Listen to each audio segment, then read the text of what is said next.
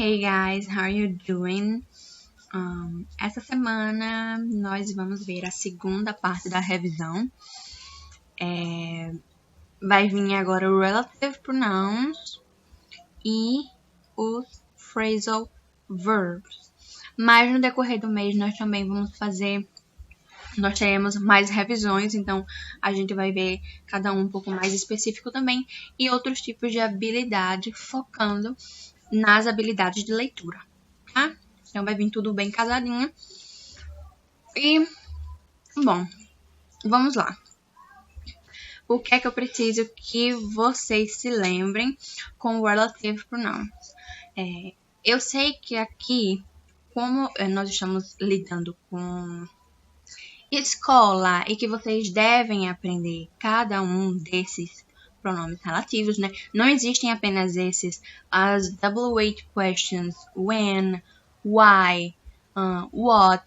Eles também são relative pronouns, eles também podem ser utilizados como relative pronouns, e eles apenas não estão aqui por conta de que quando a gente dá aula, a gente faz recortes, né, do assunto. Então, vocês nunca veem o assunto completo, você vê um recorte do que o assunto é. E por conta disso, vocês só estão vendo esses quatro aí, que é that, which, who and whom, e o whose, que é o pronome possessivo relativo aí da situação, né? Mas existem diversos outros. O que é que acontece? Como vocês devem ter percebido, o that, ele pode ir no lugar da maioria desses aqui, ok? Não existe isso de que é apenas ele. Na verdade, vocês podem usar o that, tá? No local deles. O que é que não pode? Vocês utilizarem o that o tempo todo. Tá? E o tempo todo no sentido de repetir da mesma forma que a gente repete em português o nosso que. E ele fez isso, mas que ele estava fazendo aquilo, mas que não sei o que. E por isso, quando ele fez aquilo que a gente usa o que muitas vezes. E eles simplesmente não vão fazer isso, ok? Então, prestem atenção onde que está a posição, tá? Na vida de vocês, quando vocês forem utilizar o inglês, vocês podem se sentir livres para utilizar o that no local desses, mas aqui nesse contexto que eu estou ensinando a vocês como utilizar esses 5, usando whose, nesses 5, vocês devem utilizar eles bem bonitinho no seu local, ok? Então, vamos dar um prosseguimento. O relative clause é um tipo de oração dependente, né? Que é essa oração, a nossa oração subordinada. Ela é uma oração dependente porque na maior parte do tempo ela depende de uma sentença. Não, ela realmente depende de uma oração principal, tá? Então, nós temos a oração principal e nós temos a oração subordinada aqui numa mesma sentença. Alright, tendo isso dito, e qualquer dúvida, avise Google, oração subordinada e orações caso vocês tenham dúvida. Mas não se preocupem que eu vou demonstrar aqui nas sentenças que estão de exemplo, ok? Então, por exemplo, nós usamos os pronomes, os relative pronouns, com essential clauses, né? Cláusulas essenciais, tá? O clause aí é a nossa oração, ok? Para não ficar dúvida. Sempre que eu falar clause, é a oração da sentença. Então, ao fazer referência a uma pessoa, nós podemos utilizar o pronome that, which, who and whom, ok? Então, primeiro, o que você deve focar primeiro? Quando seguido de verbo, o seu uso é obrigatório. Veja, the musician who won the award is Canadian. Nós temos aqui uma oração subordinada, que é a nossa essential clause, bem no meio da oração. Vou até mudar a cor, ok? Aqui na explicação. Então, a oração principal, a oração que importa pra gente é essa daqui. The musician is Canadian. Mas, como eu quero dar uma informação adicional, eu coloco who won the award, ok? Ela é adicional é adicional. Mas vocês viram que quando a gente adiciona uma informação que não é tão necessária, a gente coloca entre vírgulas, right? Nesse caso, por que não tá entre vírgulas? Porque, embora eu tenha identificado o músico como canadense, essa identificação ela é extremamente ampla. O músico é canadense, isso não faz sentido. Esperando um contexto mais amplo. Então, eu falar que o músico ele é brasileiro, que músico? Ah, é brasileiro, ok. É canadense. O músico é canadense, mas que músico é esse? Sendo que o Canadá é um país amplo, o Brasil é um país amplo. Entendeu? É nesse contexto. Então, eu ainda não identifiquei, apesar de haver uma semi-identificação aí. Então, o músico que ganhou o prêmio, então, veja aí, sei lá, estamos no Grammys. Então, o músico que ganhou o prêmio é canadense, tá? Então, nós temos aqui uma oração subordinada, que ela precisa dessa outra oração que está sem cor, para fazer sentido. Então, ela não pode vir sozinha. O The Musician is Canadian, ele pode vir completamente sozinho que vai estar tudo bem, embora eu não tenha identificado o sujeito. Mas, a partir do momento em que eu coloco esse daqui, eu identifico o sujeito precisamente utilizando who, tá? E analisando sozinha essa sentença colorida, ela sozinha ela não faz sentido. Que ganhou o prêmio. Que prêmio? Quem ganhou o prêmio? Ok? Então, é isso que vocês devem focar. Jesus. Então, eu tenho aqui uma oração principal, The Musician is Canadian, e uma oração subordinada, Who won the award? Espero que isso tenha ficado claro. Veja também, The dog that is chasing the squirrels belongs to Bridget. O cachorro que está perseguindo os esquilos pertence a Bridget. Então, veja aqui, the dog belongs to Bridget é uma sentença principal. Eu vou ressaltar aqui para vocês qual é a nossa oração subordinada, nossa essential clause, tá? That is chasing the squirrels belongs. Então, belongs não. Alright, então, the dog belongs to Bridget. Essa é a nossa oração principal. E a nossa oração subordinada é That is chasing the squirrels. Então, sempre vou começar uma clause com o pronome relativo, who ou that, nesse caso, né? Porque eu tô falando de quê? Esse primeiro eu tô falando de pessoas, né? E aí eu só uso o who. Posso usar o that também, vocês sabem. Mas não posso utilizar o who aqui, porque the dog, ele não tá sendo humanizado nessa sentença. Ok? Então, espero que tenha ficado claro também. Oração principal não tá com cor. Oração subordinada está colorido. Sempre começo a oração subordinada com o pronome relativo. E veja, who won? That is. Tá aqui is é um verbo de ligação, mas se você for ignorar que existe o is como verbo de ligação, o próximo é chasing, que também é um verbo perseguir, chase. Ok? Então, as sentenças acima são chamadas de adjunct clauses, oração que são importantes para as sentenças e por isso que eles também são chamados de essential clause. E sem ela não há como identificar o sujeito.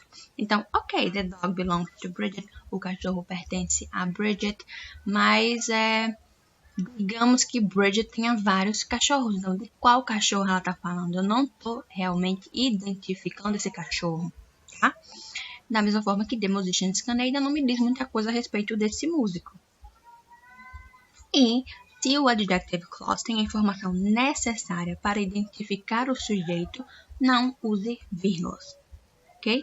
Nesse próximo, no essential clauses, vocês vão ver a diferença de usar ou não a vírgula.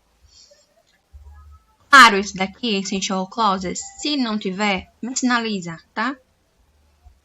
No essential clauses. Quando não é precedido de verbo, mas de pronomes, o uso dele é opcional.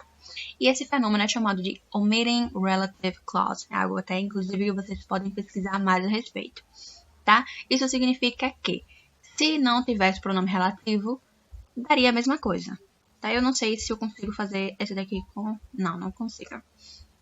Eu preciso dizer, né, quem foi que fez. Mas, ok. Veja bem. My daughter has a tree swing, which is covered in snow at the moment. My daughter has a tree swing, which is covered in snow at the moment. Minha filha tem um balanço de árvore que, no momento, está coberto de neve. Em inglês, a gente tem o que nós chamamos de accent, tá? Não accent, sorry. Stress. Esse stress é a entonação. Então, quando a gente fala algo essencial, que é essa primeira sentença aqui, a gente reforça com o nosso tom de voz, né? My daughter has a tree swing. Então, todas essas palavras, elas são bem articuladas. Mas quando tem uma non-essential, geralmente ele dá uma abaixada na voz e fala isso mais rápido. Então, my daughter has a tree swing, which is covered in snow at the moment.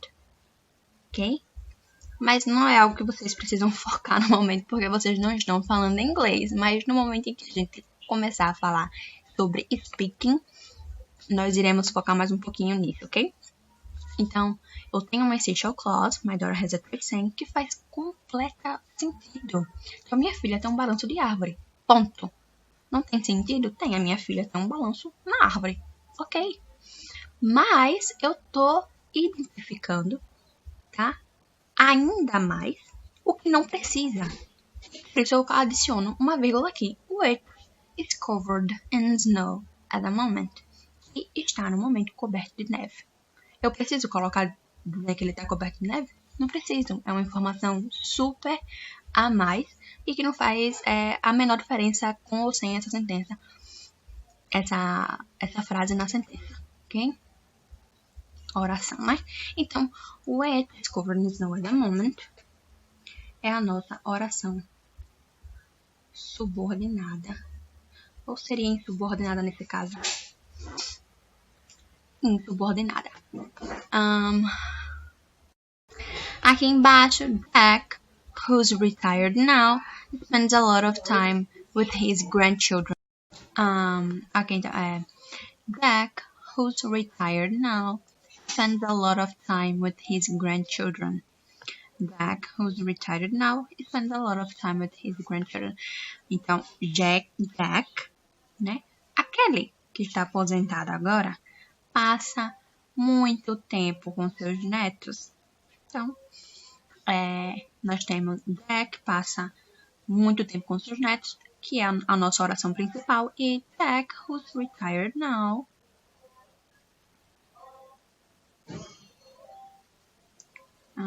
aqui. Who's retired now spends a lot of time with his grandchildren. Então, ele não vem precedido de verbo nesse daqui, que é o Jack. Nesse, como eu dei uma informação adicional, e ainda assim swing não é verbo, swing é balanço, eu tô colocando a vírgula e aqui um ponto. E aqui entre vírgulas, porque ele está no meio da sentença. Ok? Então, não estou sendo precedido de verbos. E o uso dele é suavemente opcional. Ok? Então, which is covered now in the moment and who's retired now. Eu não preciso dessas informações. Elas estão aqui por uma questão de eu quis, né? O locutor quis e ele colocou, tá? Mas precisa para a compreensão da sentença? Analisem bem, pause o vídeo e se dê 10 segundos. Coloquei aqui na letra A, as orações sublinhadas acima são chamadas de non-identifying adjective clause, tá? Que é a non-essential. Isso significa que essa informação não é necessária para a compreensão da sentença e, por esse motivo, a oração deve vir entre vírgulas. Alguma dúvida? Gente, só me perguntar. Não guardem para vocês, tá? A não ser que você procure na internet, que está aí para todas, e vocês acham a informação que vocês procuram. Mas caso vocês não estejam compreendendo, é só colocar aqui embaixo. E por último, o whose, e nós usamos o pronome para indicar pertencimento. Sim. O super plot twist, né? Quem diria que nos pronomes relativos teria um pronome possessivo, mas tem e é o whose. Por exemplo, John, whose brother was also a musician, plays over 100 concerts every year. Again, John, whose brother was also a musician, plays over 100 concerts every year. Então, aqui o whose ele indica de quem é o irmão, tá? Então, whose brother, de quem é esse irmão? De John. E, por fim, os nossos phrasal verbs, ok? Esse realmente é um dos assuntos mais extensos da língua inglesa. Ele compete, assim, acirradamente com as preposições, as prepositions, porque nós temos diversos tipos. Se vocês forem procurar na internet, phrasal verbs com o verbo get, vai trazer vários. Phrasal verbs com a preposição up, então ele vai mostrar outras centenas mais. Então, quer que você procure com o verbo, quer você procure com as preposições, você vai ter tanta verbos frasais, que é assim, é inimaginável, tá? Então, como eu já tinha reforçado para vocês, como vocês vão aprender esses phrasal verbs? Gente, utilizando, tá? Não tem como eu simplesmente colocar aqui e vocês aprenderem, né, do nada, decorou e aprendeu. Não é assim. Vocês usam e no uso, assistindo vídeos, eu super recomendo que vocês assistam vídeos com a legenda em inglês e o áudio em inglês, para que vocês notem os usos desses verbos frasais. Ah, professora, mas eu não sei inglês. Veja um filme que você goste muito, que você tenha assistido exaustivamente esse filme dublado e assista ele hoje, legenda em inglês e áudio original. Querida, é assim, é plot twist. E percebam, eles utilizam phrasal verbs o tempo inteiro, tá? O tempo inteiro. Então, vocês precisam estar atentos a isso.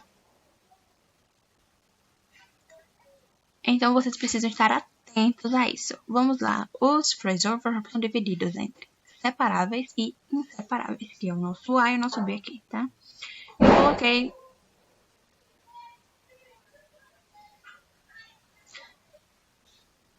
os nossos phrasal verbs eles são divididos entre separáveis e inseparáveis. Então, os phrasal verbs são divididos entre separáveis e inseparáveis, tá? Separáveis que significa que eu posso colocar aqui um sujeito entre o sujeito, verbo ou whatever, aqui entre o verbo e a preposição. Tá? E o inseparável é que, independente de qualquer coisa, esses dois aqui sempre virão juntinhos, tá? Não se coloca nada entre eles. Então, vamos dar uma olhadinha aqui. Primeiro, nos separáveis. Por exemplo, figure out, que significa descobrir, resolver algum problema. Eu acredito que vocês já possam ter ouvido alguém, I'm figuring this out, né? Eu estou tentando resolver isso, né? Estou tentando elaborar alguma ideia a respeito disso. Figure out, descobrir, resolver algum problema. Então, I don't have to be a detective to figure that out. Eu não preciso ser um detetive para descobrir aquilo. Depois nós temos call off, que significa cancelar, suspender. She called off the meeting. É a mesma, the wedding, sorry. É a mesma coisa de eu colocar she called the wedding off, tá? Então, she called off the wedding e she's called the wedding of é a mesma coisa, ok? Porque eu posso separar esses dois itens, ok? Depois nós temos find out, significa descobrir. Too late, she found out that the flight had been cancelled. Tarde demais, ela descobriu que o voo tinha sido cancelado. Então, she found that the flight had been cancelled out. Tá? Dá pra ser também. Catch up. Bater papo. Sim, parece ketchup. Ketchup, o... Meu Deus, como é que a gente fala em português? Ketchup.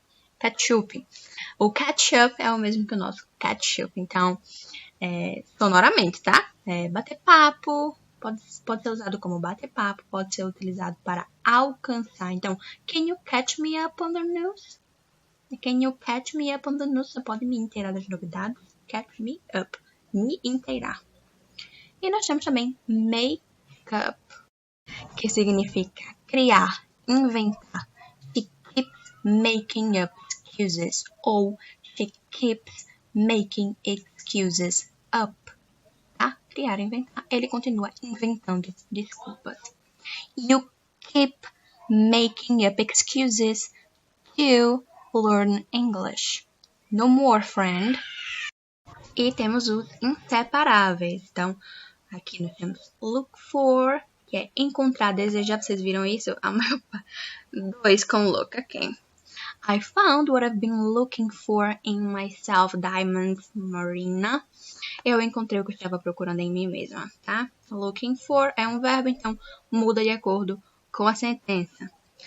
Look after, cuidar de alguém ou alguma coisa. Could you look after the baby while I'm in the shower? Você poderia cuidar do bebê enquanto eu tomo banho? Run into, esbarrar, encontrar. I keep on, que também, por acaso, keep on é um phrasal verb, tá? I keep on running into people that I know on the street. Eu permaneço encontrando pessoas que eu conheço nas ruas. No sentido de quando você coloca a sua cara na rua, você só vê pessoas que você já conhece. Temos make out, que no slang, né, a gíria significa dar uns amassos, né, mas significa também fingir. The new couple could hardly stop making out long enough to have a conversation. O novo casal mal podia parar de dar uns amassos, making out. Tempo suficiente para ter uma conversa? Uau! E no sentido de fingir, no sentido de pretend. Princesa. My little cousin always makes out to be a fairy princess when she's playing. Então, minha priminha sempre finge ser uma princesa de contos de fadas quando ela está brincando. E por fim, run out of. De run out of, algo que tínhamos, mas não temos mais. Veja que eu não tenho uma tradução exata, tá? Embora o phrasal verb sejam um verbo e uma preposição ou adjetivo que significam um verbo, às vezes, assim como vocês já devem saber, nem tudo nós podemos traduzir, que é o como. Esse daqui, que é mais para uma ação. Então, algo que tínhamos, mas não temos mais. Pat was having a lovely afternoon drive until he ran out of gas. Pat was having a lovely afternoon drive until he ran out of gas. Ela estava dirigindo numa tarde adorável até que acabou a gasolina. Ran out of gas, acabou a gasolina. Nós tínhamos, tanto que ele estava dirigindo, mas agora ele já não tem mais. E é isso que significa o run out of. E milhares de outros, né? Mas, prosseguindo, vamos ver aqui da atividade, nós temos um textinho. Ao ler o texto, você vai identificar o pronome relativo that em that, pode ser corretamente substituído sem alteração de sentido original por. Leiam o texto. Identifiquem onde está essa sentença e diga por qual dessas palavras o pronome relativo that está se referindo. Uma frase isolada. Children who are exposed to TV can learn, ideas may be taken away from it. Depois nós temos um comic, tá? Aqui tem um link do comic, caso vocês queiram ver ele maior, ou é somente selecionar e puxar aqui, tá? Então, nessa figura, o pronome that poderia ser omitido, né? E marque a alternativa na qual essas sentenças aqui, o that não poderia ser, tá? Então, ela utiliza o that bastante e você vai ver em qual dessas situações ele não poderia ser omitido. Mais uma vez, um texto, e é sempre isso, tá, gente? De ver a quem o texto, o pronome relativo, ele está se referindo. Então, nessa questão também, assim como nessa daqui, a palavra which, ela substitui o termo. Vou até ressaltar aqui o which. E outro comic strip, Garfield have decided to take up woodworking. What would you like to make first? To take up is a phrasal verb meaning façam inferência. A clever lawyer, então, a palavra knockdown, sorry. O que é que significa esse daqui? O phrasal verb searching for, o que é que ele significa? O phrasal verb made up, o que é que ele está significando aqui na sentença? Inferências. E, por fim, complete a sentença com o plural, ou com o plural, gente do céu, com o correto phrasal verb e assinale a alternativa correta. Então, vejam essa sentença daqui. I don't want to hear more about this matter, please. Don't, again. Ok? E é isso por hoje. Stay tuned, porque eu vou fazer a correção da aula passada. Para começar, essa primeira e segunda questão aqui, elas estão canceladas, tá? Elas não eram questões a respeito desse texto. Na hora que eu passei, eu me confundi porque o nome era quase igual. Mas a terceira questão prossegue. Então, deixa eu colocar aqui. Então, Charles Hillman é um estudante na Universidade de Illinois. Aqui ele está falando que ele joga hockey, mas na verdade ele não fala que ele é um estudante, mas ele diz que na verdade ele está ajudando no laboratório de neurociência na Universidade de Illinois. Então, ele é um estudante da inferência. E na quarta questão, os referentes there e the ones destacados no texto se referem respectivamente a alunos de terceira e quinta série, porque começa aqui, ó. With colleagues, he rounded up 2059 Illinois 3rd and 5th graders. Como se fosse o terceiro e o quinto ano, tá? Então, ele está testando their physical abilities against their math and reading scores. Então, suas habilidades contra suas habilidades em matemática e leitura, ok? E aqui no the ones, ele já está falando aqui the kids. Então, por isso que é alunos de terceira e quinta série, entre aspas, e crianças, tá?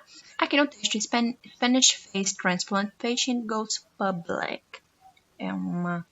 Assim como todos os outros textos, é um texto real. E o que é que você tinha que fazer? A questão 5 era o 5 aqui no texto também. Então, veja que nós tínhamos que completar de acordo, né? 5, 5. Então, aqui na sentença, veja só. The patient, paciente identified as Rafael, spoke with the faculty at a news conference at Vils Virgin. E o quinto aqui, que foi where he had undergone the 30-hour surgery. Então, eu tenho aqui o where como pronome relativo, tá? Descendo aqui para o próximo parágrafo. Doctors replaced the bottom 2/3 of Rafael's face because of a congenital disease that leave it with leave it deformed with benign tumors. Então, ok. E no último, after the operation, Rafael looked in the mirror and liked what he saw. Gomecia said, not only did he not see himself as a monster, but rather he also thought he looked younger. Mais para baixo, nós temos how was the urine trend? Not bad, it was easier than I expect, and congratulations, that's the best news I've ever heard for ages. Na 11ª, para completar aqui, cute vai ficar cuter than babies, and healthier than in a big city, e more dangerous than New York. Eu acho que essa foi a atividade de comparativa mais fácil que eu coloquei aqui. Por fim, nós temos essa daqui, que fala sobre Amdron, que é um veneno para formigueiros. Então, basicamente, o que o texto vai falar aqui? A formiguinha, a coitadinha a operária, ela vai levar um pedacinho desse Amdron para a rainha. E, por fim, quando a rainha comer, todo o formigueiro vai morrer. E é isso que diz aqui. Então, quando a fire ant, né, as formigas, eu não sei em português, formigas de fogo, talvez, in the work, the queen is dead. Então, a rainha morre, né? So this is the mound. Então, se a rainha morre, o formigueiro inteiro morre também. Então, if the queen dies, the mound dies. Resumindo. E aqui um pouquinho de conditions. Water boils if you heat it to 100 Celsius. If she hadn't missed the bus, she wouldn't have been late. If I were a millionaire, I would go everywhere. If I get hurt, I will sue you. And the workers will succeed if they work hard. E com isso a gente encerra aqui a correção da aula passada. Ok? Nos vemos, um beijão, bons estudos. Tchau, tchau.